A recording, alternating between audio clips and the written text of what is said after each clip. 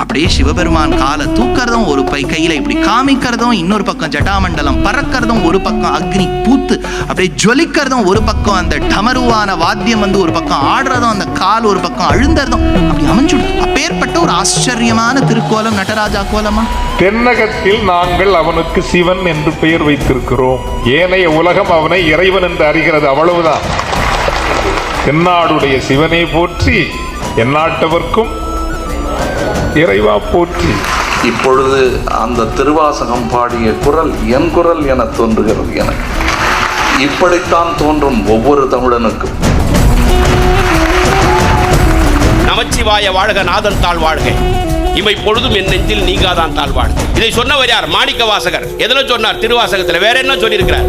அடங்கியவரனுக்கு அப்பா போற்றி, இத்தி தண்டின் கீழ் இரு மூவருக்கு அத்திக்கருடைய அரசே போற்றி, தென்னாடுடைய சிவனே போற்றி, எந்நாட்டவருக்கும் இறைவா போற்றினார். என்னப்பா இதுக்கு பொருள்னு கேட்டான் சுல்தான் முகமது புகாத்தீர். துர்காராவ் சொன்னார், தென்னாட்டில் இவனுக்கு பேரு சிவன், எந்நாட்டவருக்கும் இறைவா. தென்னாட்டில் இவனுக்கு பேரு சிவனுடைய சிவனே போற்றி, எந்நாட்டவர்க்கும் இறைவா போற்றி.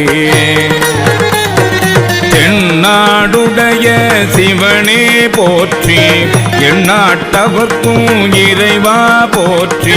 தென்னாடுடைய சிவனே போற்றி, எந்நாட்டவர்க்கும் இறைவா போற்றி.